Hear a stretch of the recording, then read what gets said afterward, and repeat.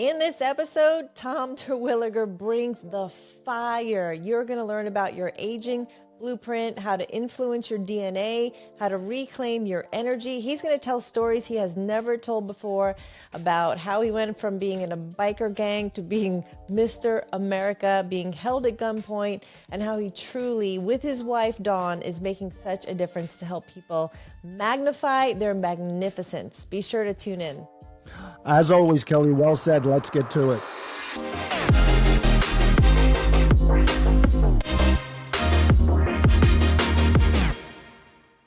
Okay, Tom, welcome to the show. Hello, everybody. I am excited today. So Kelly's going to do a little bit of an introduction in about a half a second to our audience and tell about you. But Kelly, before you do that, I got to share something. Tom, she's been busting my balls all week about this interview. So why don't you tell them why, Kelly?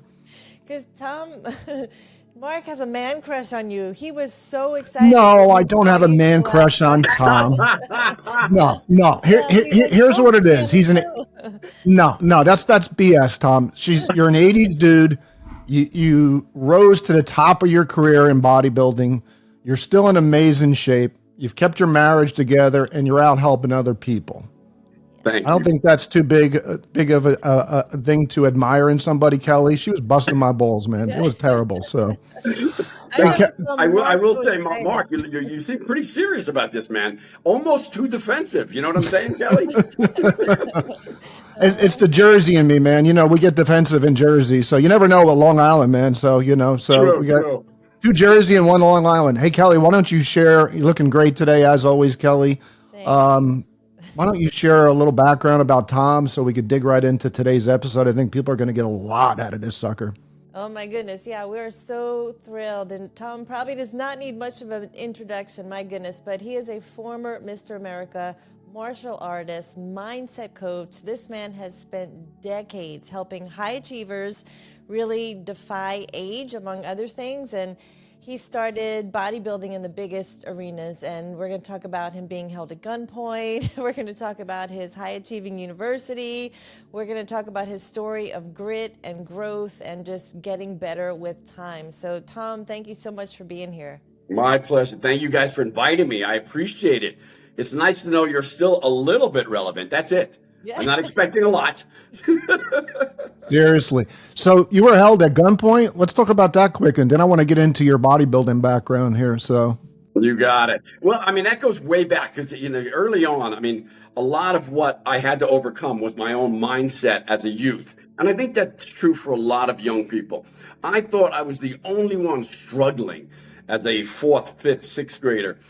I had dyslexia, hyperactive. My brother and I were always, my twin brother, identical twins.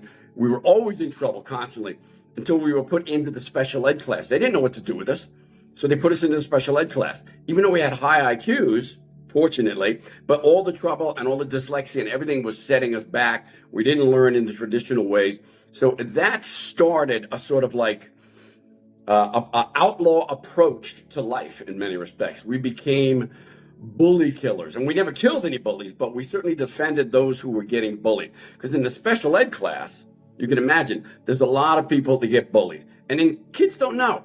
4th, 5th grade, they don't know the harm they're doing to other kids. Maybe today they know, but then they didn't really know, and so they would bully these other kids in the special ed class. And my brother and I formed this little gang called the Savage Skulls. And if we saw anybody bullying one of the kids in our special ed class, any class, but particularly in the special ed class, it was like, that was it. And of course, pounding someone in 5th grade is different than pounding someone in the ring in the MMA fights. You know what I mean? It was just a little stand up for them. Somebody would stand behind them, you push him over the other guy, and that was pretty much it. So that sort of led to this mindset that's who I was. I was sort of this, in the outlaw bike arena, they call it the 1%ers. And even then, in 5th and 6th and even 7th and 8th grade, I sort of saw myself as that biker, that 1%er. I had a chopper motorcycle. We had the colors on our back, the whole deal, right? So all that led to getting my first Harley Davidson in high school. It was a 1958 Panhead chopper. It was a badass scooter. And it's not as much fun riding on your own. So I started riding with guys that I met at these bars. I wasn't even old enough to be at these bars, but a lot of these outlaws at the bars.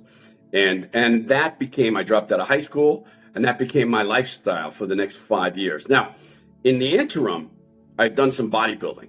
I was a pretty good teenage bodybuilder, won the Southern USA, the Teenage America, and I was on my way to rise into the top. But this mindset I had, even though I enjoyed bodybuilding and was excelling at it as a teenager, this mindset that I had was like, you're not a champion. You're not good enough to be this guy that everyone thinks you are. You're this loser. You're this like 1%er. You're this special ed kid. You're the retard kid that they used to call me. And so that infiltrated the experience. And so I dropped out of bodybuilding, got my first Harley Davidson Panhead, and started riding with these outlaws. So leading up to the gunpoint thing was I was involved in all sorts of illegal and nothing I would consider immoral, because I did have this moral upbringing. I was brought up a Catholic, and I still had this foundation. And I saw a lot of things in the biker community, the outlaw biker community, that did not sit well with me. And I never participated in those. But I did participate in other things that probably, or certainly would be considered illegal. And at one point, I did something to another outlaw club that was the dominant club in New York at the time. And they caught up with me. And they wanted retribution, you might say. So I remember walking out of my house, which had 3 Harley Davidsons in the living room. I mean, it was a classic. I was only 20 years old, but it was a classic biker hangout in my living room. It was a small little apartment. And I remember walking out of the house and getting, bam, slapped in the head, knocked out, dragged into a car, and held at gunpoint looking for, so this was the other outlaw bike club, looking for either revenge, retribution, or whatever it was they thought that I had taken from them. And it was quite an ordeal getting out of that situation. I ran them on a wild goose chase for a while. And then we wound up at some bar. I won't make this story long, but we wound up at some bar. And I'm asking them, I've never been to this place. Never been to this bar. And I'm asking the bartender, hey, have you seen such and such? I'm trying to track down such and such. We got these outlaws behind me. And all of a sudden, I look in the mirror and I see my brother, my twin brother, and about 5 guys standing behind the guys that had me with the gun. And of course, we didn't want to make the situation any worse. But I said, the pursuit, the revenge, everything ends right here, guys. When I turned around and looked at them, they start laughing like, what, are you kidding me? And all of a sudden, I'm like, hey, take a look behind you. And so we made an arrangement. We came up with a deal that probably saved my life and ended the situation. But I'll tell you what, it's not fun being held at gunpoint and guns slapped around, regardless of the circumstances. So long story short, that's what it was all about. That's pretty amazing. Hey, Kelly, I got something in common with you. I had a gun pulled on me too in Jersey City, Hoboken. In the 80s, late 80s, I was working construction for my dad's company, and guys were stealing stuff on the job, and we kind of stopped them, and they pulled a gun on us. And, you know, it wasn't as elaborate as yours, but it's some scary, scary stuff, man. When it happens, you're almost like, I don't even believe this is happening, because you're not processing it, because you've never experienced it. That's pretty amazing, man. So let's talk about your bodybuilding story. What the heck got you back into bodybuilding? I mean, obviously you're a street kid, and I'm guessing somewhere along the way you got turned on to professional bodybuilding. So let's talk about that. Yeah. Like I said early on, I think I was around 17 when I first started bodybuilding. And I still had this mindset that I was this loser, you know? But I remember a buddy of mine who I was playing lacrosse with and wrestling. I was trying all sorts of sports. I was trying to break free of this mindset through physiology. And so I wrestled, I played lacrosse. I wasn't very good at any of those things. I was very good. I had started training Kung Fu at an early age, about 8 or 10 years old, which gave me an advantage in this whole outlaw biker scene, you can imagine. But I loved lifting weights. Someone came to my homeroom and showed me a magazine. And we were just working out a little bit for lacrosse and some wrestling. And showed me a magazine. And on the cover was this guy that I'd never seen anything like it. It was like a muscular guy, like huge. It was Schwarzenegger. No one in the real world knew who Schwarzenegger was at the time. The bodybuilding world was well aware. He was already 5 or 6 times Mr. Olympia, and on his rise to become a big star. So I saw this picture and I started flipping through the magazine. I'm saying, oh my God, this is it. I just immediately was like, this is what I want to do. This is what I have to do. So I joined a gym that was really hardcore. It had just opened up in Long Island called Future Man. And I had been warned, don't even go down there. Don't even think about walking in that place. They will eat you up and spit you out, man. You're a punk kid. Don't even, these guys, this is the serious guys, right? These are like the guys I saw in the magazine. So I wound up going down on my bicycle 3 or 4 times. I never had the guts to go in. And I'm like, in the winter, I'm like trying to look in the window. It's a whole deal. And I remember the first time I walked in, it was like getting hit in the face with a punch. It was like, bam! I opened the door and it was like, whoa. The smell, it wasn't like today's gyms. It smelled of Bengay, sweat, and vomit. And it was like so pungent. I was like, holy mackerel. Immediately, I knew I was in the right place. So the place was filled with all these bodybuilders, professional bodybuilders, some of the great guys. And I just started training there. And my first workout, I threw up all over the guy's floor. That was a nice introduction. But that was as a teenager. And sure enough, I was encouraged because I was in that environment to, hey, kids, you should think about competing. There's a show coming up, the Colonial America. It's in New Jersey. I was 17. Maybe I was training for 6 months at the time. But I had a little muscularity from the martial arts, from Kung Fu. And so I said, all right, I'll do it. I'll try it. And I came in third. And that was all I needed. And then I kept competing as a teenager until I got that Harley Davidson and took what was supposed to be a 6-month break. I'm just going to take a break for a little while. You know what I mean? And for 5 years, I still worked out, but never had any ambition to do any bodybuilding. But it was the bodybuilding that really was ultimately that, and, you know, some spiritual beliefs and a good upbringing that saved me from that world, because it was really, as you can imagine, it's like anything. And I hate to equate it to this, but I think a lot of people today, because it's so accessible, can get the metaphor. It's like porn. You look at a little bit of porn, all of a sudden you start going down this rabbit hole, and it gets like, wait a second, because of the dopamine, it starts to infiltrate, and you go deeper and deeper, and it becomes an addiction. So that biker lifestyle was like addiction for me, and it was headed in a really bad place. My understanding, my illusion was that the biker world was about brotherhood and camaraderie and Harley Davidsons and riding and having a few drinks together.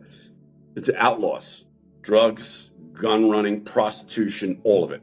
And so I was headed down that path and decided, no, bodybuilding was the thing that saved me. So I got back into it. The first place I had to go when I left that whole scene was back to that gym, back to Future Man Gym. And I was welcomed with open arms, which was fantastic. And I started training again. Within a year, I had my first competition, my first open, not teenager anymore, my first open bodybuilding competition. I can't remember what it was called, but the real one that really opened the gates was the Metropolitan Championship. You win that. You win the New York Metropolitan. So many great champions had won that competition. You win that competition, it opens the doors. Your next step is really competing at the national championship, the Mr. America. And I did that 3 years in a row, came in third, came in second. The last year, I won't go too into that story, but the last year was the biggest mindset challenge. Because again, it was like, okay, I'm on my way, but getting there, being the champion, being Mr. America, actually winning the title requires a mindset that I didn't quite have yet. That all that crap from my youth came back and said, you're not that guy. You're not Mr. America. You're not good enough to be that person. You're not good enough to be a champion. And so I had to work on that mindset. It almost cost me the competition, but you can imagine there's momentum. I'm third, I'm second. This is the year to win. Otherwise I lose momentum. And momentum is huge in achieving just about anything. So I was able to, with the help of some friends, with the help of Tony Robbins, listening to all his tapes and audios, it really helped change my mindset to make it make the winning mindset and body combination available to win that national championship.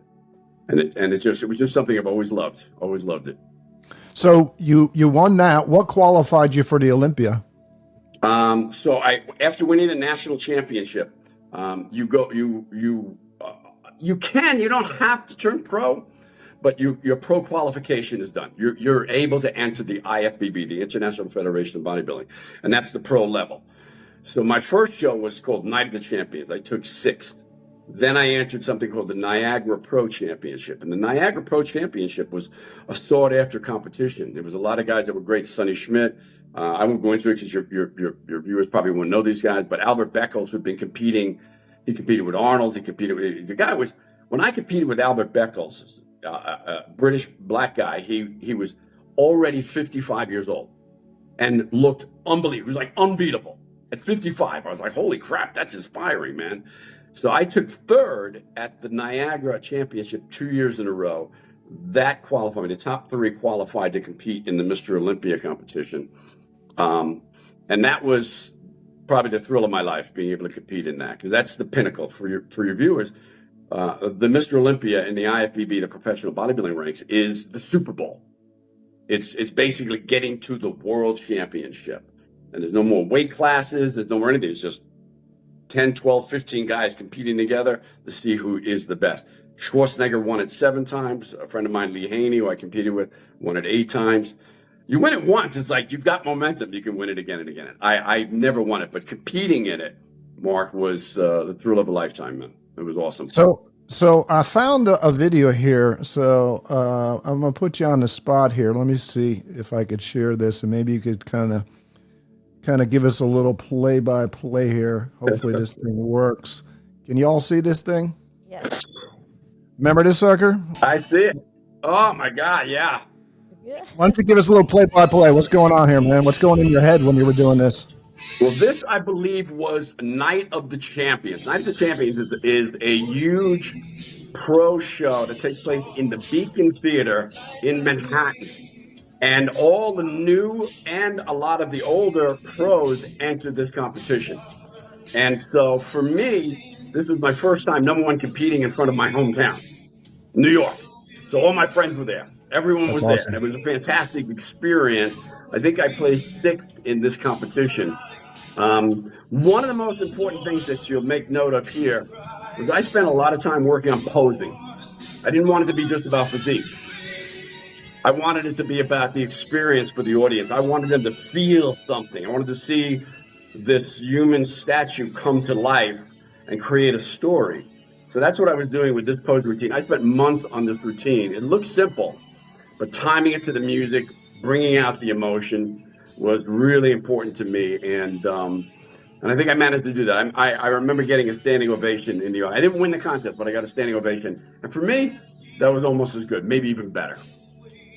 Hey, to get to that level is certainly amazing here for sure here, man. So I think you borrowed Beverly Hughes cop music or something like that. So I did. It was just the 80s, particular I think. song from this was from the movie Lost Boys. Okay, Lost Boys. I was close.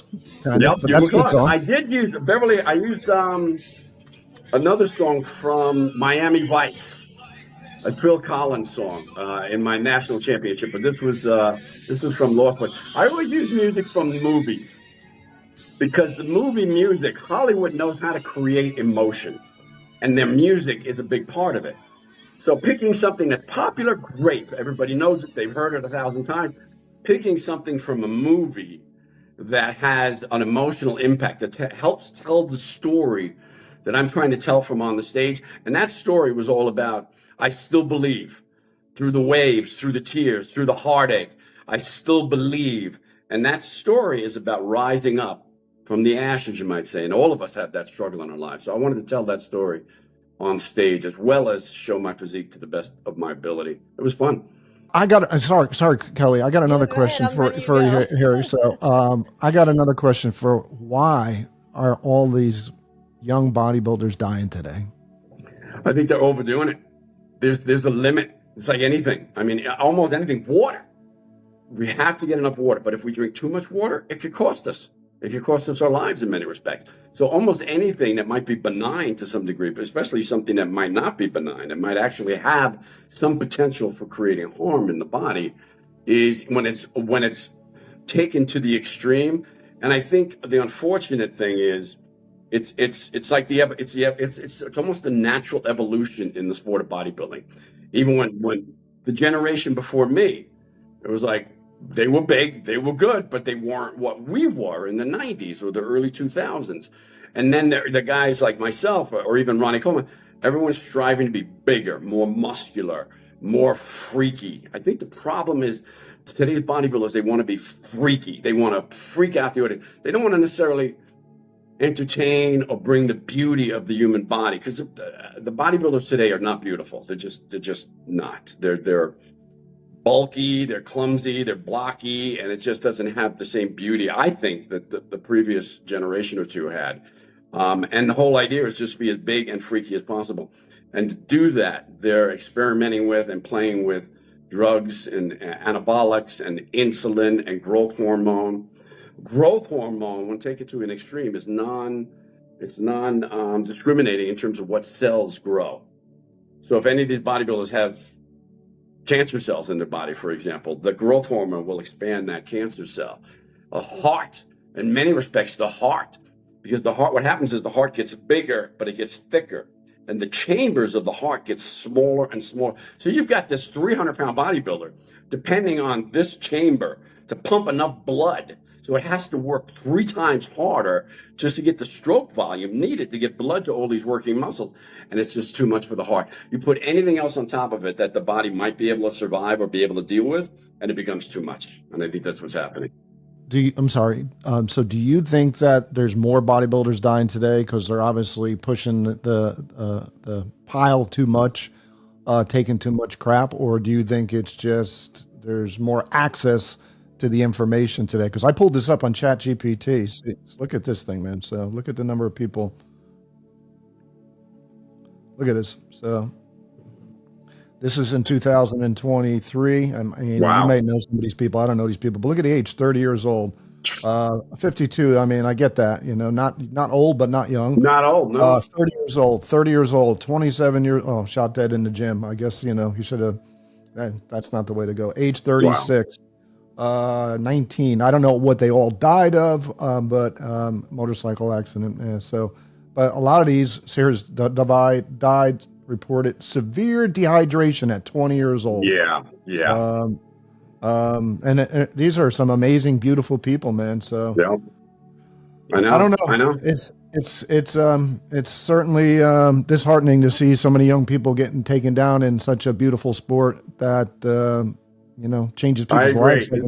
No question about it. And the dehydration thing, and I know I've experienced it. So did I mentioned Albert Beckles. Albert Beckles had to be hospitalized before one competition because of dehydration. I mean, it's one of those things where it's like, for your viewers, when you're training for competition, you get as lean as possible. But the next step, the last few days before a competition, when you're already so lean and your immune system is taxed to the max and your body is fatigued to the max, now you're trying to dehydrate at least the skin, not necessarily the muscle. So you try and back off the water, you increase potassium, you reduce sodium. And if you don't keep potassium, sodium, and magnesium in the right ratio, and if you're dehydrated, the heart will really struggle and may even stop working. I mean, like anything else, I remember one time I was dehydrated for a competition, and it was just like I was being coached by the wrong person. I was so pissed because I felt like I was ready the week before, and then they're like, oh, you got to dehydrate. You got to get that water out of the skin. I'm like, I don't have any water in the skin. So I got on stage and everything cramped. I remember before going up to the contest, I was in the auditorium, and every muscle I was flexing in the auditorium was like, cramping up.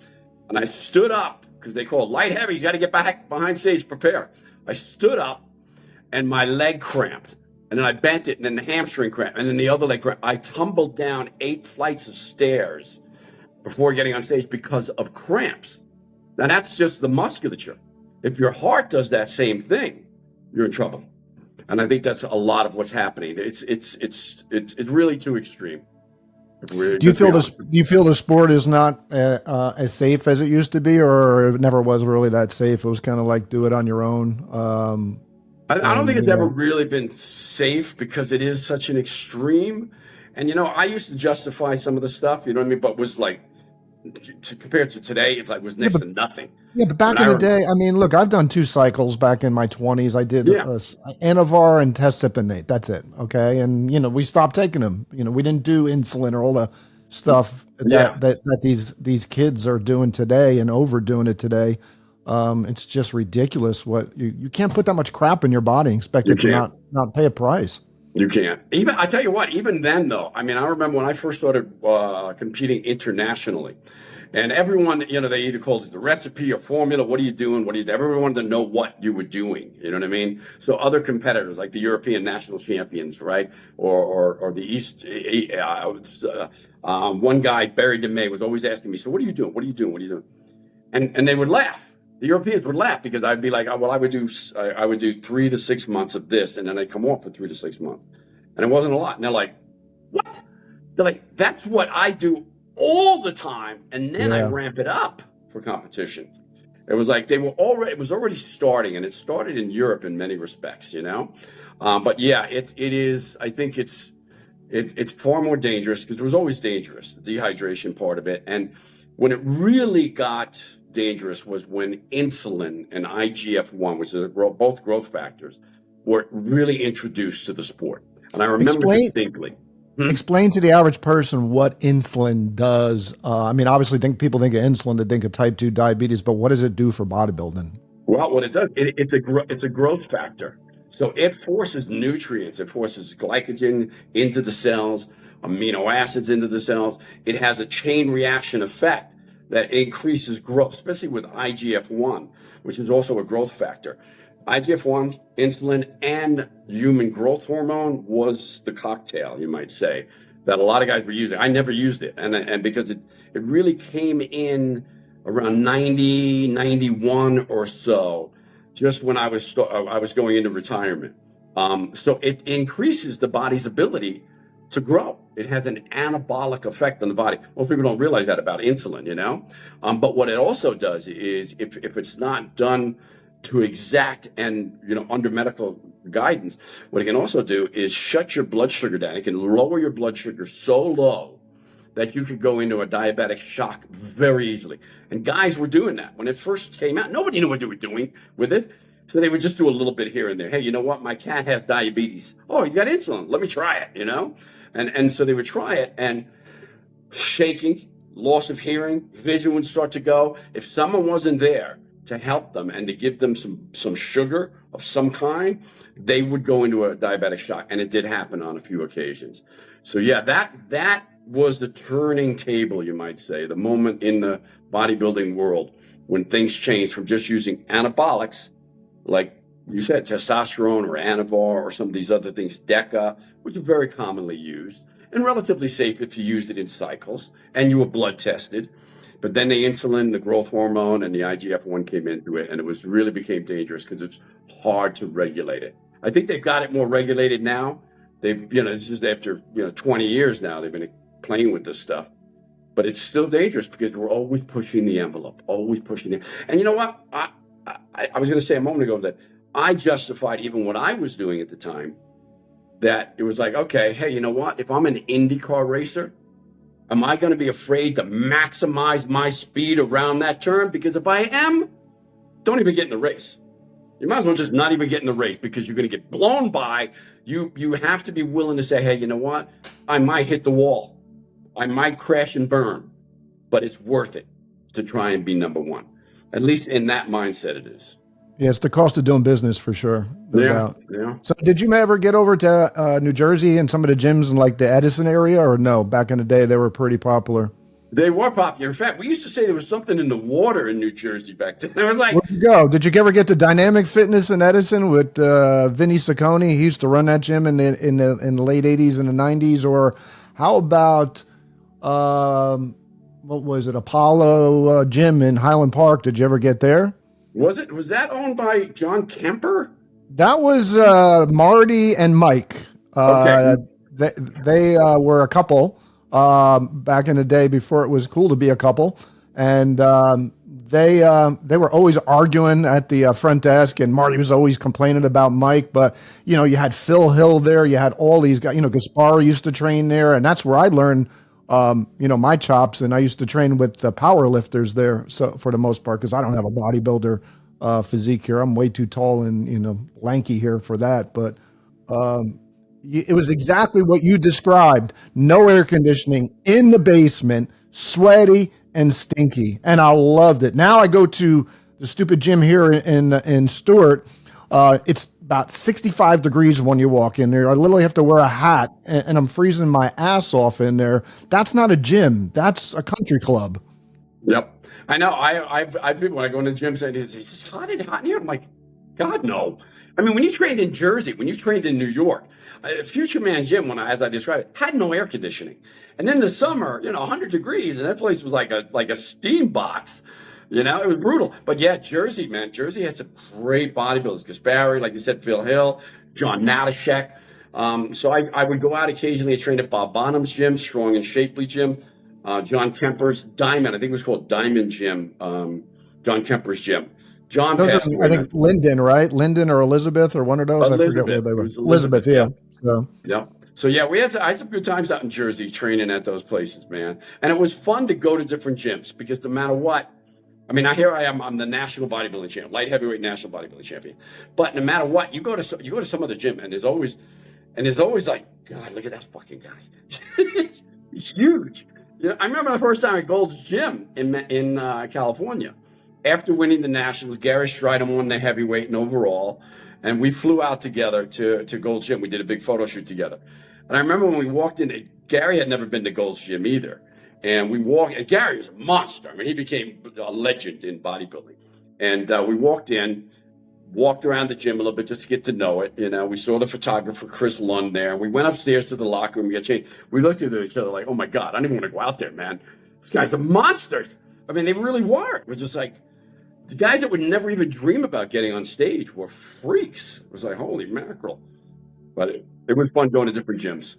Big boys back in the day. So, in Dynamic Fitness, a quick story, I used to go there, and the gentleman that used to work there was Ray Rosario. I don't know if you know that name or not. He was Mr. Junior. I think Natural USA. I don't know how natural he was, but he was shredded. So anyway, he was training me to do legs. So we were doing presses, and he was just knocking my ass. I don't know how many plates we had, 12 and 4 on the top or whatever it was there. 10, 12 reps. 4 sets. I ended up busting blood vessels in my face doing it, and I had to go do a job interview afterward. Okay, because I was like 19 at the time, and obviously I didn't get the job because I was so wiped out, and they were looking at my face like, "What's going on with this a-hole here?" So anyway, love those stories, man. Love it. Kelly, you want to jump in? I love those back. And again, the training heavy. I remember training with Pat Lanzillo, who was a heavyweight. I think he placed 3rd or 4th in the nationals one year I was there, and we became pretty good friends. I would go up to Troy or Albany. He was up there. Albany. And I remember we were doing a photo shoot, and man, and listen, I'm 5'8". The tops I was on stage was about 205. Pat's 245, 250, big guy. And I remember we were doing bent over rows, and I had 45-pound plates on each side. And I'm like, okay, that's good. And he's like, boom. All of a sudden, he throws on another 45 on there, right? I'm like, all right, let's go. And then he throws another freaking 45 on there. And then and it's just like 4 45s on each side doing bent over rows. My back, to this day, my back has never been the same.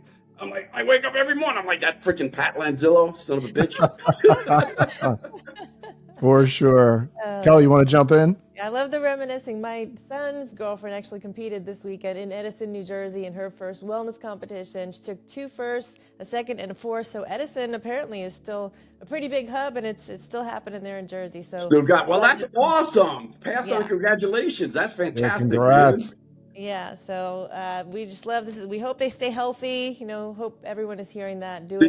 Kelly, did you go to the contest? Were you there? I was going to, but I didn't. I had another event, but I had intended on. She did fabulous. I saw the pictures, and my son actually coached her. He has his degree in kinesiology, and it was his first time coaching a competitor. She's 19, her first time being in a competition. So and the place and the win to go home with a trophy, you're like.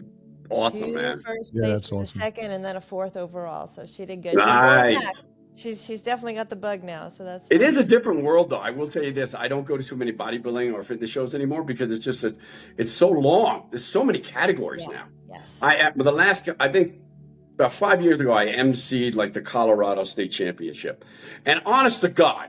As the MC, I never looked like a bigger fool in my entire life because I couldn't follow it. There was like so many categories and so many awards. And so I was just like, I think I got booed at one point. I'm never doing this again. Oh boy. Yeah, they made it complex. Well, I'm actually a little bit curious about your twin brother. We have a mutual friend, John Spencer Ellis, who also has an identical twin brother whose also name is Mike. And John took a very similar path that you did just his whole life, just being about health and fitness and biohacking and nutrition. And his brother, not so much. His brother actually looks pretty good, not as good as John, but I'm just curious. Did your brother walk the same path as you? Is he into it? Well, I'm glad you asked, because number one, he's one of my favorite people in the entire world, and number two, he's extraordinarily talented. I would call him a genius in his ability to create art. He's always been a great artist, even since we were kids. I mean, his artwork was displayed everywhere, in grammar school and high school, everywhere. And then he became this airbrush artist for the Harley Davidson thing, because he was into the whole biker lifestyle like I was, and we were riding together, and we had our group, and we rode with these outlaws.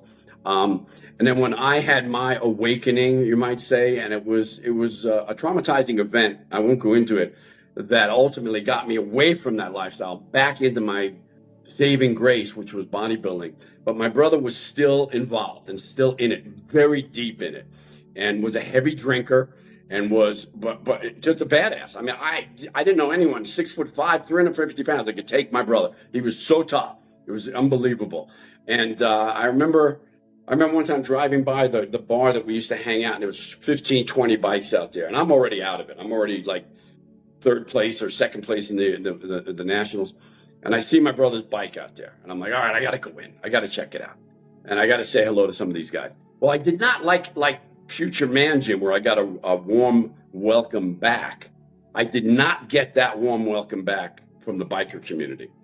Because it was just like, now it's like, oh, you're that guy who's too good for us now. You're the guy who thinks he's better than us. You know what I mean? And it was like very unwelcoming. But I'm looking for my brother, and I couldn't find him. And somebody says, oh, yeah, your brother's, I don't know where he's here somewhere, but he's wasted, man. And I knew when they said he's wasted, this is trouble. Not good. And so I'm leaning against the wall across the room from the pool table. I hope you don't mind my sharing a story about my crazy brother. No, I love it, man. I love it. Share it. This is real life. He has his turnaround as well, which is so encouraging. But I'm standing across the room, leaning against the wall, looking around for him. And there's a pool table between me and the next wall, which is where the men's and the ladies' rooms are. And I didn't see it, but all of a sudden, I guess the door opened to the men's room.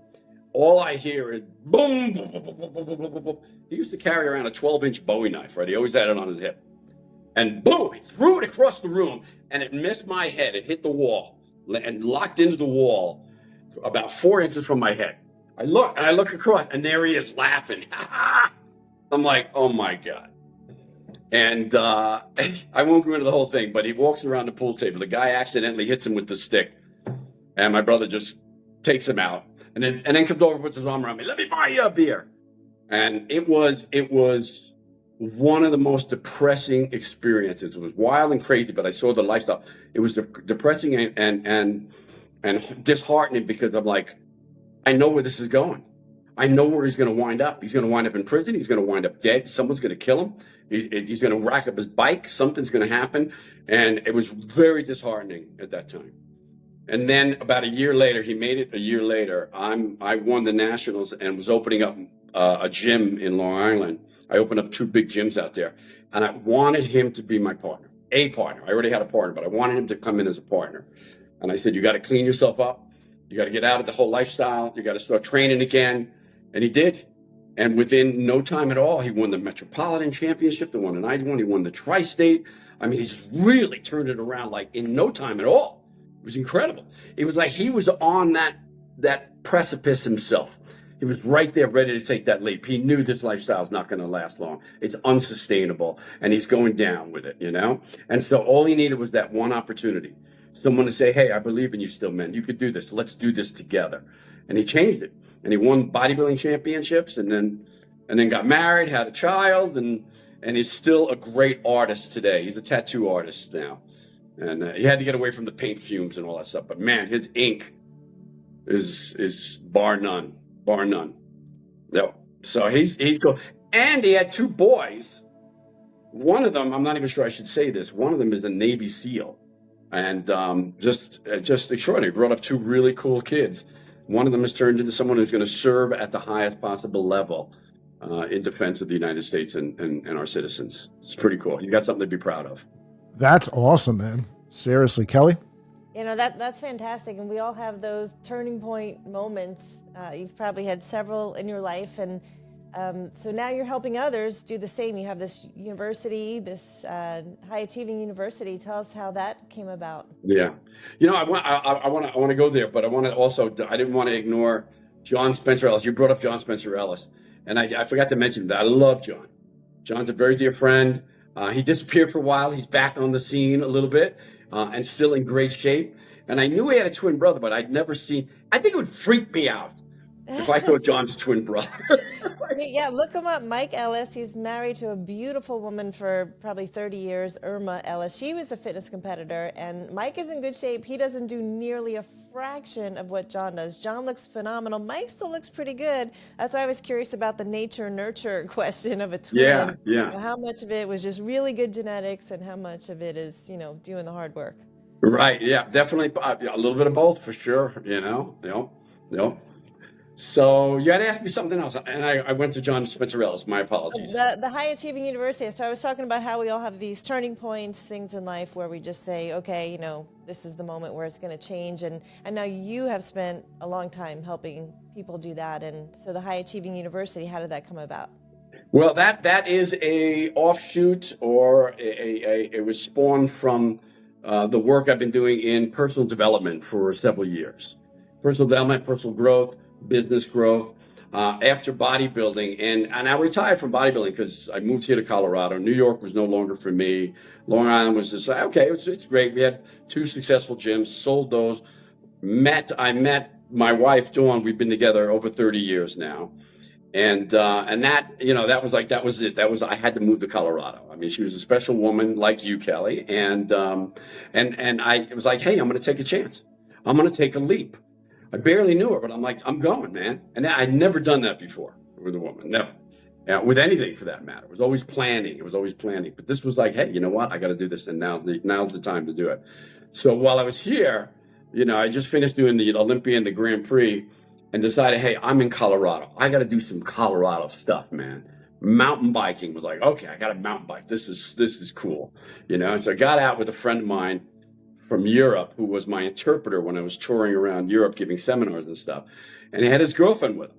But I didn't know at the time, when we decided to go mountain biking up in Winter Park, that she was the women's Swiss mountain bike champion and a serious badass on that mountain bike. And so, I mean, I would say at that time, my ego wasn't too big. It wasn't as big as it was when I was bodybuilding, certainly bigger than it is now. But she tore that ego up so bad. I was going uphill, dying, and she's like, whoop, whoop, just flying by, coming back. You okay? Coming back. So I decided I was going to beat her on the way down. And doing so, I went over the bars, compound fractured my wrist, dislocated and broke the clavicle, 3 broken ribs, was in the hospital, had allergic reactions to the morphine and the anesthesia. Was in the hospital for a week. It was bad. But that ended the bodybuilding career. And so, it's one of those things where, and again, I think a lot of people can relate to this too, especially let's just say you've gone into retirement. If you've retired early, or you had a business, your shoulder business, whatever it might be that you identify with. And if you were, I was that bodybuilder. And if I'm not that 210-pound Mr. Olympia competitor, who the hell am I? I've been doing this for 25 years. Who am I now, And so I started to immerse myself in a different experience. And I knew that Tony Robbins had helped me early on. So I said, let me go back to studying, researching, and going to these different events. And I went to one event called the Millionaire Mind Intensive, led by T. Harbecker. I don't know if you know who Harbecker is. He's T. Harv. He's coming back in because someone had bought that company. And so for the last 5 years, he had a non-compete, but he's now back in teaching again. And so I was going to his events and some other ones as well. And somehow or other, I got recruited to be one of their trainers and to go into training for that organization. I said, you know what? Everything they're teaching is very congruent. It's not like I'd be parroting something I don't believe in. I said, it's helped me. I said, I'd love to be able to share that and maybe my story along with it. And so they recruited me, and I became a lead trainer for Peak Potentials, was the name of the organization. And as a result, learned not only like the different strategies and techniques, but also how to be in front of an audience, how to hold the energy of a room of thousands of people.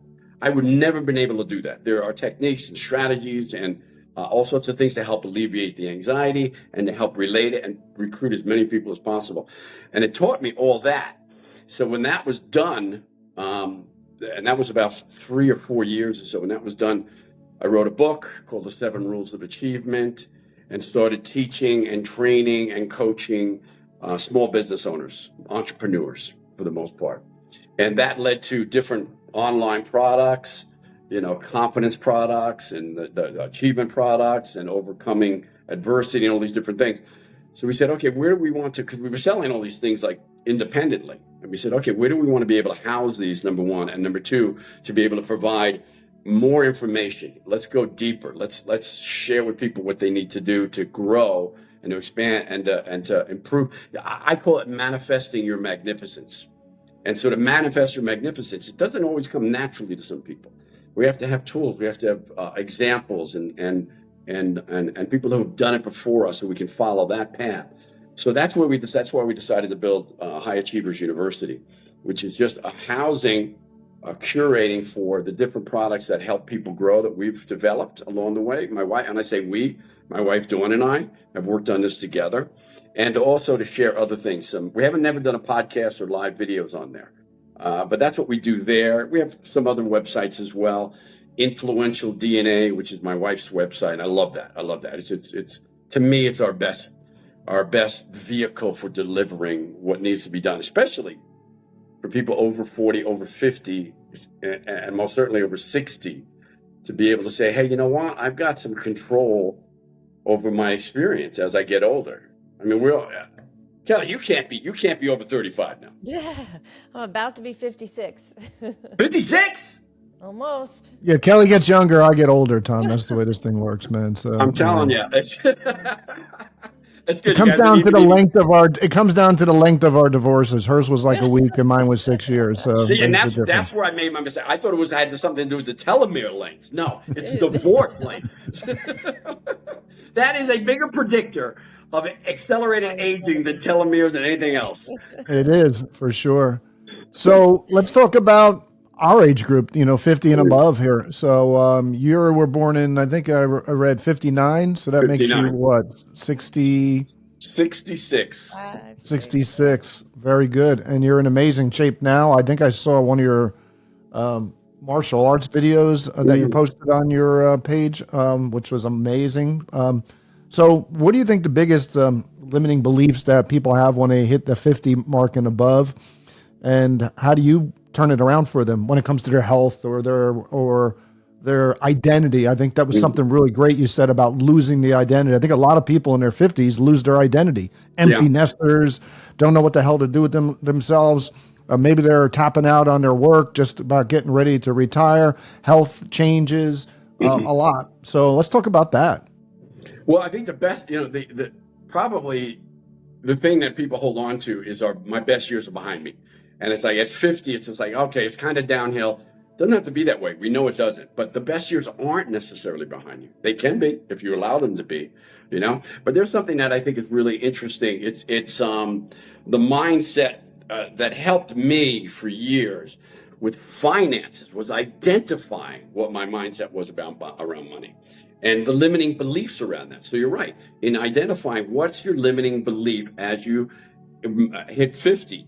And 50 can be one of those things where it's sort of like there's this time bomb, an aging time bomb getting ready to go off. And most people start to hear it starting to tick at around 50, even 40. Some people 30. You hear people say, I'm getting old, I'm 30 years old, I'm getting old.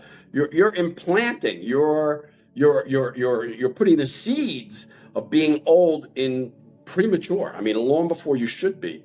By saying those things, by being part of that mindset, it's not over. And in fact, who was it? It's called the stereotype embodiment theory. And I think it was Professor Becca Levy that developed this. And I think she was a Harvard professor. But the stereotype embodiment theory dictates or illustrates that at a certain age, we start to, we identify with our parents or our grandparents, how and when they got old. My parents, for me, it was like my parents in their 50s were old. They looked old. In fact, their high school pictures looked old. How can you look old in a high school picture? But if you look at the pictures from the 40s and early 50s of people in high school, they looked old, man. They're not old, but older. And nobody smiled back in the day there. Nobody So, smiled. and I asked my mom that, and she's like, we had nothing to smile about. So, so Well, is she still alive today? she's still alive, 88. Yep. Wow, fantastic. All right, that's a good model, But we look at those things and we say, okay, we don't even say it. It's not even something that happens consciously. We develop a blueprint, you might say. So when I said money, I had a blueprint about money. My dad never made more than $44,000 a year, never. And he was certainly a better man than me. So who the hell am I to make a lot more money than he made? So this mindset is pervasive. We don't even know it's there. But the same thing happens with aging. When we see our parents, when we see our grandparents, our siblings getting old at 40, 50, slowing down, starting to overdo it with the cocktails. They're 60. It's like, I'm just going to do cocktails all day. You know what I mean? Or play golf and surrendering the rest of their lives when there could be many, many years of being productive, being healthy, and enjoying life. So they develop this stereotype and it becomes embodied. And when something becomes embodied, it becomes our blueprint. And that's the blueprint we follow. So by age 40, we're slowing down, starting to get aches and pains. You got a few more injuries. You can't work out as hard as you used to. By 50, that is exaggerated even more. You're on some medications for blood pressure. Maybe you're using Ozempics just to give you a leg up on losing the weight because you can't do it on your own. By 60, by 80, by all these periods of time are markers on that blueprint, that stereotype blueprint. So the first thing to do is identify it. Is what is your blueprint? And the easiest way, there's several different ways, but the easiest way is to hear what you're saying and to see how you feel when you see someone your age. When I see someone my age, I in most cases, it's kind of sad because it's like 66. Dude, you look like you're 80, And I think for someone in their 50s, let's just say you just turned 50 or so, and you look in the mirror and all you're focusing on is the wrinkles and a little pot belly, and that you're not as muscular as you used to be, or you're not as healthy, you're not as energized as you used to be, and you dismiss it as part of the aging process because that's what you've allowed to become your stereotype. It's just part of the aging process. Sarcopenia, muscle loss, aging muscle loss. For most people, they don't pay much attention to it, because it's like, I've gotten flabby, I've lost muscle, you know what I mean? But it's all part of the aging process. I guess I'm just getting old. You hear that all the time. I guess I'm just getting old, or it sucks getting old. This is part of the blueprint. So you identify how you speak to yourself, what goes on in your mind, and then you have to rewrite that script. You can rewrite the script. You can change that mindset. Instead of saying it sucks getting old, hey, getting older, listen, getting older is not a choice. Getting old is a choice. So stop saying I'm getting old or getting old sucks. Instead say, hey, as I'm aging, I've got even more opportunities. Hey, as I'm aging, I find myself, expanding the way I think. I'm so glad I'm not 30 anymore because the way I used to think was limited. Now I've got all this experience that I can fall back on. There's ways of changing that. So I think I just want to hit on something you said and reiterate it. You said something extremely simple but extremely important is in order to change, you got to change the narrative. Okay. If you change the narrative, you're going to create a new belief system, which is going to propel you towards those goals. I mean, we all know about the reticular activation system and how that thing kind of works there. I don't want to get off on a tangent on that, but change the story and everything else will start to fall into place. But if you don't become aware of the story, which is I think the hardest thing, because, when you talk about mindset to most people think they got the proper mindset when they start something new. They got a positive attitude and think a positive attitude is the proper mindset. If you had the proper mindset, you'd have those goals already for what you were looking to achieve. So, hopefully you could be humble enough to realize that if you're not where you want to be, it's because you don't have the proper mindset. So your book, and talks about 7 rules of achievement. Can you share a couple of insight into some of those rules? Sure. In fact, you identified it already in many respects. You identified number one, what? Setting the goal. You have to know what most people, when you ask them, especially over age 50, it's interesting when we're in our 20s, and maybe that's different today for today's typical 20-year-old. But let's say you're in your 30s and you finish university or whatever it might be, and you're still ambitious. You've got most people moving forward have some sort of goal or something that they want. Like, I really would like to, I want to. They may not express it in the right way. Well, I would really love to be in a great relationship. I really love to have a lot more money. Those are not really terribly achievable goals, but at least they're goals. There's something you want.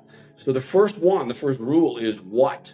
What do you want? Identifying it and then labeling it or writing it in a way that helps make it achievable. Whether you use SMART goals or what I call action goals criteria, which involves more an emotion and being congruent with your values.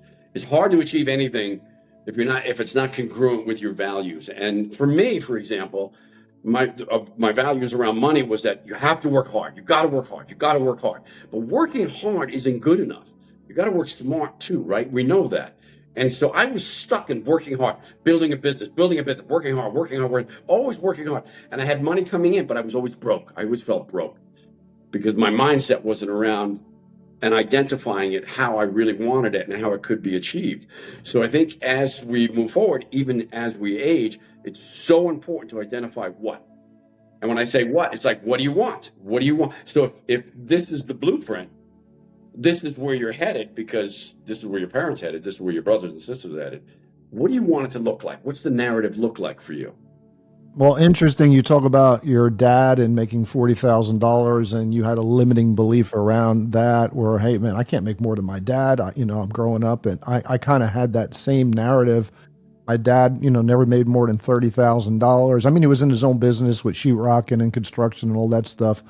But he never really showed much money. I'm like, I can't make more money than my dad. That's not going to happen in my life. And it really holds you back. Incredible. Okay. So you did one out of 7 rules. What's a couple others we can? Well, I won't go down the whole list, but the number one is the why. The what. Why? The Always going to be a why. Absolutely. Yeah. You have to have a good reason for it. I mean, listen, if you feel like, hey, you know what? I've got nothing. I've got no ambition. I just want this crazy experiment to end. Then there's not going to be a why. There's never going to be a why there. But if you want, hey, you know what? I want to be able to serve people more. I want to be able to inspire people. I want to make more money. I want to travel. I want to have great toys. I spent all my life working. I want to have some cool toys, man. I want to get a Harley. I want to get an old truck. I want to get all this stuff. Sure, that's a good goal. That's cool. But why? Why do you want that? What are you going to achieve? What's going to be different in your life as a result of that? And the more you could stack the whys. Well, I mean, when I first started bodybuilding in Future Man Gym, this was the first time I ever experienced someone like helping me stack or really get to the motivational why. Tony Pandolfo owned that Future Man Gym. And when he saw that I was being consistent, when he saw that I was working hard and I was there every day, he said, "Kid, come into my office. I want to talk to you." And he said, "So what are you doing, man?" I said, and I said, "Well, I'm working out. I'm building muscle." And he said, "Why do you want to build muscle?" I said, "Because I want to look like the guy at the man. I want to be a bodybuilder." He said, "Why do you want to look like a bodybuilder?" And he kept going and going. And I swear to God, I kid you not, here I am. I'm this 16-year-old kid. And I wound up with tears in my eyes when I finally got to the core of what he was asking. And that was the powerful why. And it was to feel, and for me, listen, this may not sound like the healthiest thing, but I wanted to feel worthy. I was a special ed kid. I was less than. I was 1%er. I wanted to feel worthy, and this is how I was going to do it. This is how I was going to manifest my magnificent. So you identify the what. You have to find your why. And a lot of times, one of the things that I teach is a lot of times our why has to exceed us. It's great to have that truck because I want to feel cool. It feels great driving it around. You know what I mean? But how does it serve others? If you really want to achieve something big, like at 50 years old, I'm going to start your new business. How does that serve others? How is that going to change the world? How is that going to help somebody else's life in moving forward and manifesting their magnificence? So that why, you can make it as powerful as you want. You can make it as simple as you want. But it has to be there. It's got to be there. And the third one is simply resources. Okay, I know what I want. I know why I want it. I'm moved by that possibility of achieving this for this reason. Okay, where am I now? Where am I now? What are my resources right now? I want to get my doctorate degree, but I don't even have a high school diploma yet. You know what I mean? So it's like, there's a process. So you identify what resources you have. I want my doctorate degree. Great. You've already got your high school diploma. You've got a bachelor's degree. You've got a master's degree. You're well on your way. But if not, there's those steps that have to be achieved first. And those turn out to be resources that you don't have, but can accumulate and can get. So understanding what you have, and sometimes the best resource is just the belief in yourself. You mentioned it, you know what I mean? So once you identify what you want, why you want it, and you're unwilling any longer to settle for less, that's such an important differentiator too. Because the why could be like, yeah, I could do this and it would help other people and I really would feel great about that. And I know it would lift me up and I would stop this depression or feeling down about myself and feeling like I'm getting old. But you know what? What I'm experiencing, you may not say this consciously, is acceptable. It's okay. It's what everybody does. I'm retired now. I'm not broke. I'm not rich either. I'm not healthy, but I'm not dying either. You know what I mean? I can't balance my checkbook, but I haven't robbed a bank. So it's all justifiable. But if you're willing to accept that, you're very unlikely to ever achieve that big goal. It has to be unacceptable. Unacceptable. That's just like, hey, you know what? I'm 50, I'm 55 years old. There's more to life now. I'm divorced. My kids are out of the house. I look like shit. I have very little hope of meeting someone that's really going to, hey, you know what? God, men do this all the time. Men put this standard on women. It's like, they got to look great. But I can have a beer belly and be fat and out of shape and broke. And that's okay. But the woman I want to attract into my life has to be spectacular. You know, it's ridiculous.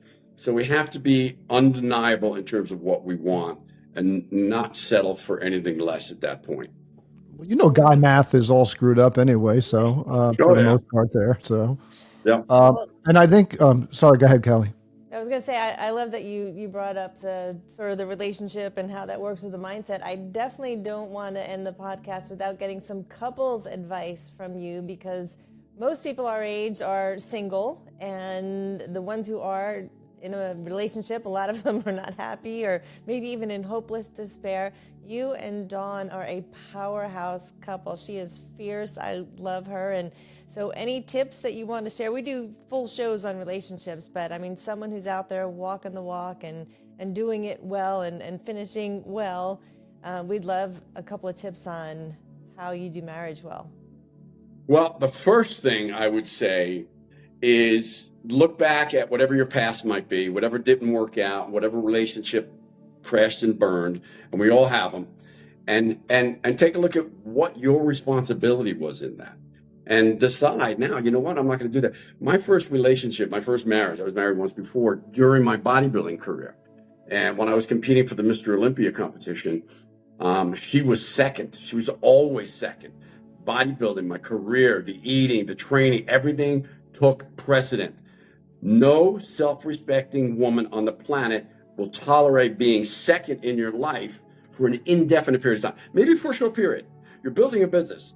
You're training for a competition. You're doing something specific for a few months or something like, you know what, honey, I get it. I'm right there. I'm behind you. Like they say, behind every great man is a great woman, right? And vice versa as well. So the first thing is take a look at where you made your mistakes and take responsibility for that. I had to learn, hey, you know what? I learned that lesson. No self-respecting woman. And I want a self-respecting woman. I don't want someone who's just just like, oh, I can drag you along anywhere and you'll do whatever I want. You know, it's not good. And so I had to learn that lesson and not repeat those same lessons. I had to make sure she was number one all the time. The second thing is, make sure you find someone that will not take your shit. Because if you're with someone that will just take your shit, you're just going to get worse and worse. And you're going to keep delving out the shit, delving out the excuses, delving out the avoidance, and thinking, why is she nagging me all the time? She's nagging me all the time because you're avoiding doing the things you should be doing as a man. You should be doing these things. Your list shouldn't be terribly long, and it shouldn't go on months. So it's like, honey, did you ever call the doctor about this? I reminded you of that 2 months ago. And now she feels like she's nagging you. You feel like she's nagging you. And it disrupts the relationship. The third thing is make sure you're the best you can be. I mean, physically, mentally, emotionally. If you're drinking, eating poorly, not exercising, not moving your body, and you don't feel good about yourself, It's hard to feel good about a relationship. It's hard to be your best. How do you be great in the bedroom? How do you be great and feel like worthy of intimacy if you don't, if every time you catch a glimpse of yourself in the mirror and I hate to say this, you're disgusted. How does your partner feel about that? So take ownership of that and say, hey, you know what? I'm going to do everything. And my bet is, and my experience is that even if you can't and don't want to achieve perfection in your physiology, the effort, you're putting effort, you're going to the gym, you're eating a little healthier, your partner sees that, male or female, they see you making an effort. That in itself says, hey, you know what? You care about yourself. You care about me. You want to look your best. I know you're not perfect right now. I don't expect you to be perfect, but at least you're making an effort. And that is attractive to your partner. So there's those three things. I mean, there's probably so many others, you know? I mean, and probably the best one for me is I have a partner who doesn't take my shit. Because it just compounds if you do. So you keep giving out shit and then they keep taking it and then you become crap yourself. But I think you said something really profound that most women, at least in my experience, don't care if you're achieving all the goals that you're setting out. They just want to see your ass out there slopping it up and trying. So they admire you for that. They understand it's not easy, but they want to see you getting up, putting the effort in for sure. So fantastic. Yeah, you're right. I mean, that's such a big one. Even Dawn had mentioned, and I have to admit, listen, I'm going to be honest with you, because at 66 and having pretty much all my life, at least attempting to be a high achiever, you do get to a point in your life, and I have to admit, I've experienced this where it's just like, holy crap. Does the hard work ever come to an end? It's just like, do I have to keep striving and keep working and keep going? We're building something new right now. We're building a new business now. And admittedly, Dawn is the motivating force behind it. I used to be the motivating force. Now I'm like, okay, what do I need to do? Let's just get it done. You know what I mean? And it's good. We're still moving forward. We're still accomplishing and we're still trying to achieve higher levels. But the ambition level isn't quite what it used to be. So I'm fortunate to have that partner. And sometimes you lead, sometimes you follow. Right now, I'm following. Yeah, that's awesome. I mean, it gives you the opportunity to do that. I think as I'm getting older here, I'm 58, I notice it comes in spurts. It wasn't as consistent as it was in my 20s or 30s or 40s. You have to dominate the world. It now kind of comes in spurts with my energy levels, so to speak. So can I change the subject? I want to talk about what is your thoughts on Mahan? What's going on with everything right now? Where do you feel we're at? I mean, we had 10,000 damn chemicals in our foods. We're getting some of them out. Are we moving too fast? We moving too slow? What's your opinion, man? I'm not sure we can. I think there's certainly going to be people that reject the whole concept of being healthy and great again. But I think it's a worthy goal and a worthy objective. And I'm not sure. I don't know. I don't think we're moving too fast. I think it has to happen relatively quickly. We have to accept those challenges and look at ourselves and say, hey, you know what? This is what's happening. And I've become part of the norm. I mean, even let's just say for older guys and even women, testosterone levels, for example, it's the normal levels have been dumbed down because the average level in men has dropped down. So now it's, if you're at 260, you're okay. It used to be something there closer to 400 or 500 at the minimum. So we've dropped it down. We've lowered the standard. And I'm not sure we can afford as Americans, as human beings, we can afford to let that stand. Because here's the thing. If we don't move fast, if we don't keep moving fast or start making a change quickly, it's still going down. The standard level of health in our country is still going down. So if we don't do something to push back quickly, it's going to keep it. First, we have to stop the momentum, right? It's sort of like in a business, you know what I mean? It's just like you want to stop the bleeding. We're bleeding money every single day because we're selling a product that we're not making any profit on at all. First thing is to stop the bleeding. Now let's find that way to kind of bring it back and start making a profit.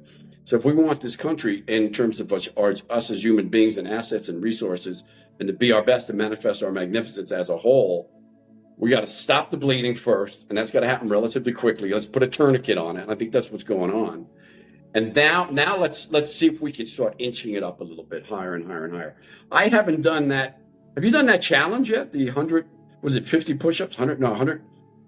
I 100 saw push-ups. RFK doing I don't it know. Kelly's yesterday. doing like the 75 hard. You know, she does that Push 3 that times boy. a week. You know, she goes through it. I don't know. No, but I would like to. I'm up for it. I was working on hip mobility this What morning. is this challenge? I got to find out. So The what am I? president. You'll find it online. Kennedy has put it out there. Not easy. And again, one of the things when I looked at this, it was in the news all yesterday. When I look at this, it was just like, hey, you know what? They didn't make this easy, man. 100 chin-ups or 100 push-ups and 50 chin-ups? That ain't easy. They're not setting the bar low. They're saying, hey, here's the minimum. Here's where you should be, man. If you can't do this, you're not even at the minimum. Well, I always kind of think that if you can't do those things in your for your age, you know, however old you are is what you should be doing, then that's where the bare minimums to be if you're sitting there. So, you know, most people can't do darn pull-ups at this point here. So No. for the most part, so I don't know if I can do 50. I happen to love pull-ups. So so for the most part here, I actually did them for the first time yesterday in probably 6 months because of a shoulder injury. But yeah, I saw a guy one time on Today's Show many years ago do 2,000 pull-ups in a 24-hour time period. And he said, just do as many pull-ups as you can, sitting. And then I broke that 8 to 10 plateau for me. Wow.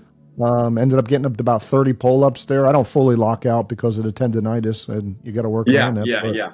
The Pull-ups are fun, man. Really Pull-ups tough. and push-ups, man. So all the basics. It is interesting because I've got 2 friends. One's one of my coaching clients.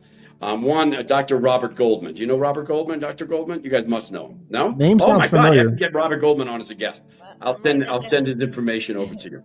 So Robert Please. Goldman and I have been friends for years. When I was doing the TV show, the Muscle Sport USA TV show for bodybuilding on Fox Sports, he became our resident doctor. And we would have him on once a month, and we would do different questionnaires and stuff like that. But I had no idea. He's just this like sort of like humble, very unassuming little Jewish guy. And if you look him up, he holds more Guinness Book of World Records.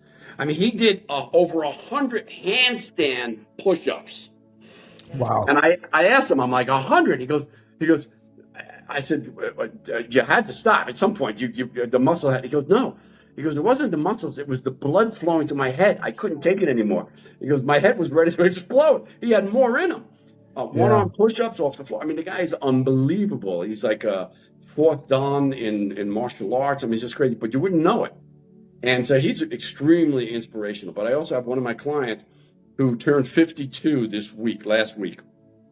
His goal was to run 52 miles in under 60 hours. So he was going to run 4 miles, like a David Goggins inspired event. So he was going to run 4 miles every 4 hours. And he kept increasing it. And he did 103 miles in less than 58 hours. And I mean, that was inspiring. It was just like, okay, he realized halfway through the process, he said, I'm doing this to challenge myself. I'm doing this to scare the shit out of myself as I turn 52. He goes, and he's halfway through this. He goes, it's not going to do it. It's not going to scare me. I know I can do the 52. I don't know if I can do 100. And so he decided to do it. And it was inspirational. It was awesome, man. Wow, that's awesome. That's impressive. Yeah, I love hearing those stories. Yesterday, I was at Gladden Longevity Clinic here in Dallas, and they did a brain scan on me, and my brain came up 16 years younger than my biological brain. Nice. So I was happy about that. But this man who runs Dr. Gladden is 72. He still gets dropped out of a helicopter on his snowboard, goes down a mountain. He was just surfing in Hawaii, and I'm like, wow, I want to have the brain now of a 30-year-old, but I want the wisdom of a 300-year-old. And that's my new inspiration. And last night I actually did 100 hanging knee raises. Took breaks, but got a total of 100 in there. And you did? Wow. Yeah, I did. Hanging knee raises, did 100 total, but I took breaks. I do 15, take a break, 15, take a break. Yeah. But even then, the dead hang. That's still hard. That's still hard. Yeah. As a woman, my shoulders are getting tight. A lot of those women get frozen shoulders at my age. So I'm like, okay, you got to just start hanging more. And so. Wait a minute. I want to go back for a second. Yeah. I heard something that identified your aging stereotype blueprint. At my age, what? What do you mean at Yeah, your so, age? but I don't want to be that. So that's why I'm challenging myself. And I started just doing hanging. And I'm like, well, while I'm hanging, I could do knee raises. So Yeah. I Yeah. committed to, I'm going to hang for 30 seconds. I'm like, you can hang for a minute and then a minute and a half. I'm like, well, while you're hanging, start doing some knee raises and just having that mindset of, okay, how can I challenge myself more? I love, yeah, exactly. It's like, okay, this is a challenge already. I know I can do this suddenly. I realize I'm going to be able to do this. So I might as well, let's add something into it. I think that's pretty cool. What's Yep. happening now, though, is as my workout is done, I now have another 90 minutes at the gym because I'm laying on the cryo lounge, I'm doing the compression sleeves, I'm lying on the hydrotherapy massage table, then I'm going in the sauna, the steam, the cold plunge. Tom, this is in between her 22 vacations, okay? So you want to know why she looks so youthful is because where were you last week, okay? I don't know, some wonderful island somewhere here. I was supposed to be on Water Island, but United Airlines had a different God plan. bless you. You're doing an amazing job, Kelly, for sure. Yeah, So, she is. Definitely. Inspirational, man. I really And again, am. everyone, you listen to you, it's about fit over 50. I mean, we Yeah. have to, I think, in your questionnaire, one of the things I said was it's like people need examples. They really need more and more examples of how it's done. And not just the extreme, not just the David Goggins, not just the Robert Goldmans, but rather, hey, you know what?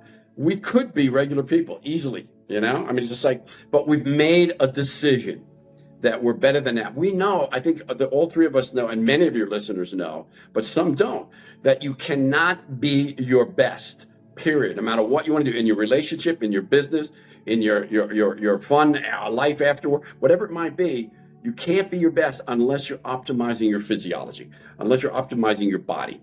And that goes for your mindset as well, because much of those memories, those bad experiences, the traumas are stored in the body. And when you develop what I call body rapport, when you learn to know, like, and trust your body, most people don't know, like, and trust their body over age 50.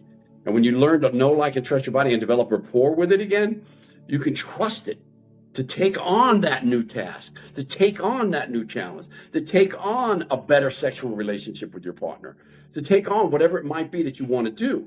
But if you don't know, like, and trust your body, and you're standing on that precipice and you'd like to experience change and something different and not the stereotype of 50, 60, 70 years old, and you're standing on that precipice and don't have a relationship with your body, guess what, man?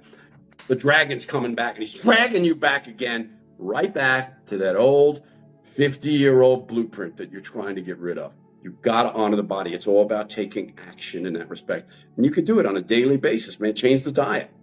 Start eating more greens. Start eating more vegetables. Start eating cleaner, less alcohol. Start getting out and walking. Start doing some strength training. We talked about sarcopenia, man. You don't want to lose muscle as you get older. That really limits your capabilities, right? So all these different things. And it doesn't have to be dramatic. It doesn't have to be David Goggins. It doesn't even have to be what we do. But you've got to take action. So I think setting the bar a little higher for our country in terms of what the standards might be, let's do that, man. And let's support it all the way as much as possible. So let me ask you this. I think, and this is an interesting question for you to look at. I don't want you to think of it the wrong way, like we're tapping out here. So we're all kind of in this legacy phase of our life here where we want to give back as much as possible. What in your legacy phase, what do you want people to remember you for? Look, when they think of you or anything else, what is that all about? What do you want to leave an impression of? I don't know if I said that well. It's kind of like, hey, we're all going to die one day, but we don't want to talk about dying. But what do you want people to think about, while you're alive? Okay, so not the easiest question, but I think you get the point. That is a great question, and it does take some contemplating in many respects. And I think it's just like, hey, you know what?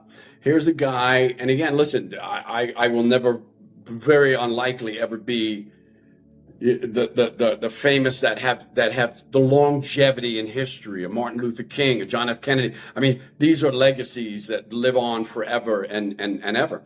I won't be that guy, but for the few people that maybe I will inspire or be able to say, hey, here's what I left for you. It's never give up, never quit. I don't care how old you are. I don't care how beat down you might be mentally. I don't care what kind of trauma you've experienced. You can manifest something that is human magnificence. I truly believe that every single one of us, regardless of how we came out of the womb or our experiences in life, that we can have magnificence. God created us with magnificence. And it's all around us. It's inside us. And instead of like just talking about it. I want to be able to experience it. I want to be able to show it. I want to be able to illustrate it. I want to be able to demonstrate it. And in doing things, that doesn't mean I'll be like my friend Glenn, who can run 100 miles in less than 3 days. You know what I mean? But just having the appearance, just having an idea, having energy. At 66, so many people don't have much energy. And to be able to have the energy to be able to do a podcast with you guys, go almost an hour and a half and just keep going. Let's go. I want 2 more hours. I got more to say. Let's do it. That's sort of the legacy I really want. Tom needs to be a little more intense. I think, he's not as in, I think he's been slacking in Colorado. I don't know. So I have. I've gotten soft at it. Actually, speaking of which, what is it like when you go out? What is it like when you're in Colorado when you bring New York to Colorado? That has to be fun still to this day. So they're not used to that. It's funny, when I first moved out here, I came out here for the TV show. When I was doing the TV show, I was hosting Muscle Sport USA. And we came out, we covered the Colorado State Championship. I did not want to come out. I was like, I thought it was like this little cow town. I had no idea. You know what I mean? It wasn't that I resented coming, but I was going through something. That's when my relationship was coming to an end, my first relationship. And I just competed in the Olympia, and I was just like, I didn't really want to go. But then I realized how beautiful it was and how magnificent. And I met Dawn, my wife, that night at the auditorium that the contest was at. And it was destiny, But I was also under the illusion, in many respects, just like, and I don't want this to come across as cocky, but at the same time, it's just like, hey, I had 2 very successful gyms in New York. I had a successful career. I was doing a TV show. We were doing, I was doing modeling. I was doing all sorts of television. So I did a Billy Joel video and all this stuff. And I thought I was going to come out here and kind of dominate. And you know what? Everybody's ambitious out here and hungry and wants more. They just move just a little bit slower. They just move a little bit slower in taking action. And I found out that that's a good thing. I found out that living a lifestyle like I'm in Manhattan, if you live in Manhattan, as soon as you get out of the cab in Manhattan, head into your hotel, you can immediately feel your testosterone go up, which is good. But you feel the adrenaline, you feel the cortisol, and you feel the stress. And living that life every day, that level of stress and that go, go, go, go, go, is just so detrimental for your body. So I found that, hey, maybe I didn't dominate Colorado with some of the things I wanted to do, but the slower pace has really helped the longevity process quite a bit. I could not agree more. Yeah, I agree. Now, Mark, I know we could probably go on for more hours with all of Tom's content and your questions. Also want to be respectful of Tom's time. Yeah. So I know one of the things you've done, this is kind of a cool fact, is you coached the Special Olympics weightlifters to gold. What was that experience like? That's sort of a legacy thing, probably. People don't know about you. I was doing Special Olympics in New York, but never at the level that I did here. I was captain and coach for the Special Olympics powerlifting team. And it was, why I don't do it today, I don't know. I should still be doing it because it was one of the most rewarding experiences of my life. Those young people, those special kids are absolutely amazing. The amount of love and caring. I mean, it doesn't matter what you do. You're there. You're here to support, to coach, to help them. They recognize that. They know that. And the hugs, the Down syndrome kids, and I say kids, many of them were in their teens or even early 20s, but just amazing. The amount of love that you experience.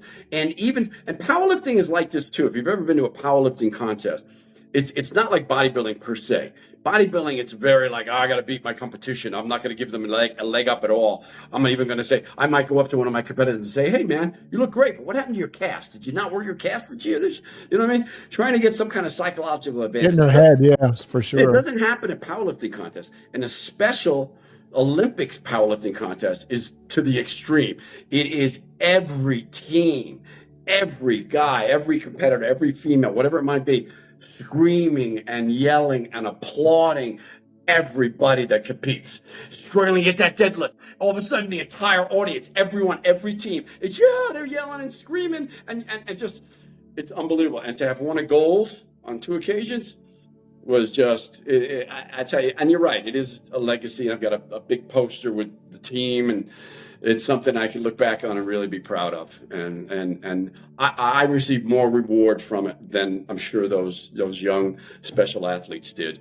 It was amazing. That's incredible. And fun. Just a hell of a lot of fun, man. I bet. Yeah, that's amazing. Go ahead, Kelly. Yeah, what's next for you and Dawn? You have the High Achievers University. Is that what you're working on? What else? Well, we're always adding to that. We've got something new coming out now. We've got a really cool thing that I'd love your listeners to go to. It's a quiz. And you can go to either directly to the quiz or Influential DNA. If you go to influentialdna.com, you'll see that we have a quiz there.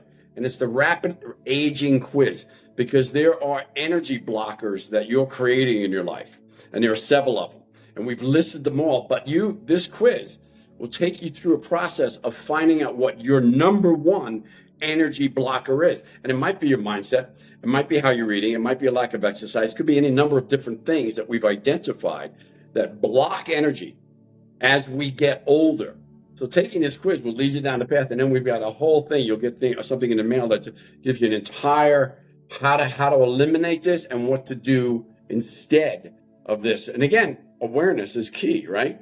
You may find out when you go through this quiz that, hey, you know what? It's my mindset.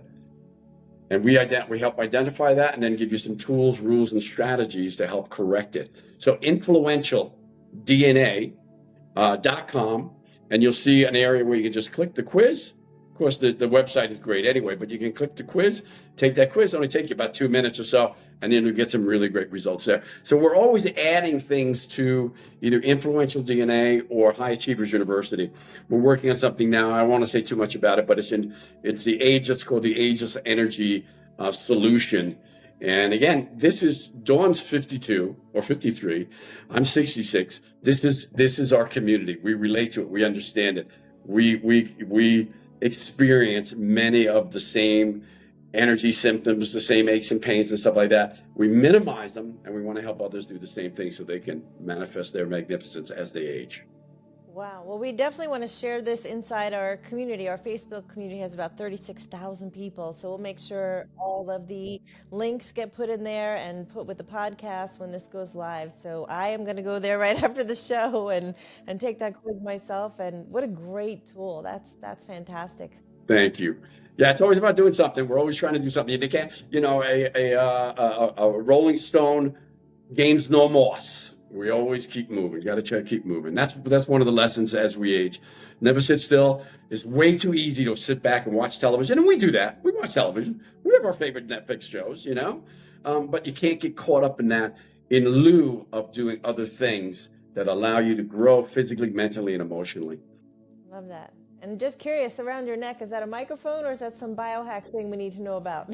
I wish it was a biohacker. No, it's a microphone. It's a lavalier. You'll see the little light on there. Okay, cool. And hopefully it sounds good. It's probably been a really great tool for me in terms of doing any kind of videos and stuff like that. Because you can it magnetizes. You can stick it to your shirt, or you can wear it as a necklace. And it's cool. I love that. I just got one today. It's charging right now that captures all the audio and transcribes it, and it's all done with AI. So I can use it in meetings, and the technology is amazing. We have to keep up, even at our age. We got to stay on top of the tech. Can't be left behind. Especially at our age, we have to stay up, because the younger people are going to grab a hold of this AI and they're going to run with it. They're going to create products. They're going to create businesses. They're going to use it for everything and anything. So we've got to be able to stay on top of that technology. And I think that's maybe the last lesson is, as we get older. And I even love that Trump was in a Tesla and looked at the screen saying, where's it? It's all computers now. It's all computers. This is as we get older, we slide back in terms of staying on top of technology. We should stay on top of it, man. Don't let it get ahead of us, man. Don't. I agree. So Tom, if you could look into the cameras, considering our audience, Fit Over 50 Life, people who want to optimize all areas of life over 50, what would be some final words to them? Final words would be identify your mindset. It's your mindset more than anything else that's holding you back, that's keeping you from being the best you can be. Number one, you have to know and believe. And the only way to know and believe is to set some goals, determine why, be determined that, you know what, you're not going to settle for this anymore. You're not going to settle for being tired anymore. You're not going to settle for being worn out. You're not going to settle for losing this muscle tissue, for being less attractive than you once were, and being able to do the things you used to do. You can and you should, but you've got to take congruent action. It can start with one thing, just one thing. Get out and walk, pick up a weight, change your diet, eliminate the alcohol as much as possible. Little things that will send a message to your unconscious mind. You know what? If I can do this, I can do that. If I can do that, I can do this. And I can start to change. I can start to get better. You don't have to be old. Hey, aging is unavoidable. Getting old isn't. So let's take the reins and drive ourselves forward with a new mindset and new actions and capabilities, man. And you will be amazed at how better you feel and how much more you can do. I love that passion. That is a great wrap up. Tom, remind people again the best way to get in touch with you.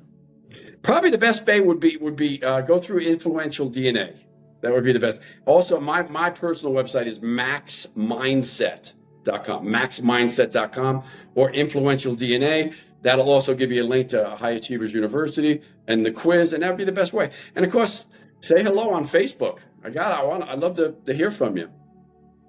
Absolutely. We encourage our readers to reach out. Tom is inviting you. He would love to hear from you. He's got so much great content to offer. And Tom, you didn't just build a championship body. I mean, you built a battle-ready mind. And after hearing today's episode, wow, you're making me rethink so many things myself about this, about today, tomorrow, and this whole next chapter. And we just love this conversation. You absolutely brought the energy. People should go to High Achievers University as well and just learn more about all the things you have out there. And we're just excited for your next chapter and really honored and thrilled to have you on here. Well, thank you so much, Mark. Fantastic questions. We have so much in common, you and I. We have to stay connected. Kelly, as always, you are fabulous. You look great. I would never guess that you were anywhere near 32 or above. You're doing fantastic. I did hear a couple of mindset things, though. We'll have to work on those. Please, let's do it. I'm all open.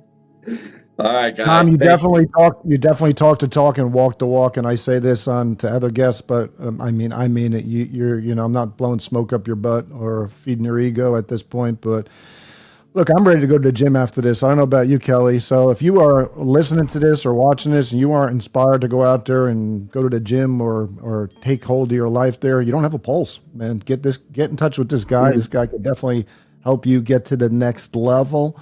Outside of that, thank you for being on the show. That's a wrap. Hopefully you all got something out of this you could apply to your life and live a healthier lifestyle. In the meantime, thank you all for tuning in. We will see you on the next episode. Bye-bye now.